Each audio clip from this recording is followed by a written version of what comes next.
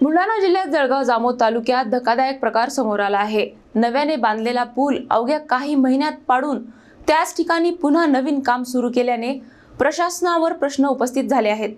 बुलढाणा जिल्ह्यातील जळगाव जामोद तालुक्यातील सुनगाव येथे शासकीय निधीच्या वापराबाबत गंभीर प्रश्न निर्माण करणारा प्रकार उघडकीस आला आहे। लेंडी नदीवर गोरक्षनाथ महाराज मंदिराकडे जाणाऱ्या रस्त्यावर 15व्या वित्त आयोगातून पाईप कल्वर्ट पूल बांधण्यात आला होता।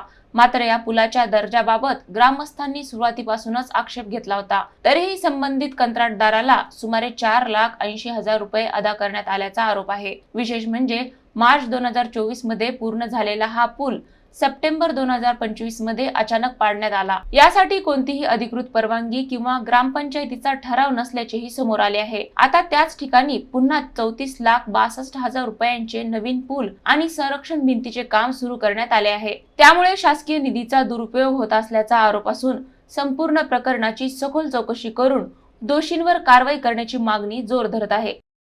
जुन्या पुलाचे देयक 4,80,811 रुपये हे परस्पर काढून घेण्यात आले आणि त्याबद्दलची कोणतीही माहिती कोणत्याही कार्यालयाला नाही आहे।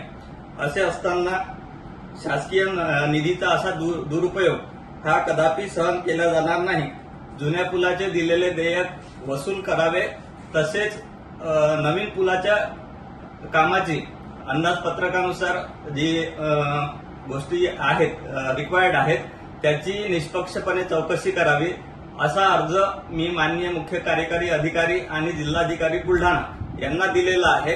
त्यानंतरही जर कोणती कारवाई नाही झाली तर कायदेशीर पद्धतीने कारवाई ही करण्यात येईल, याची नोंद घ्यावी।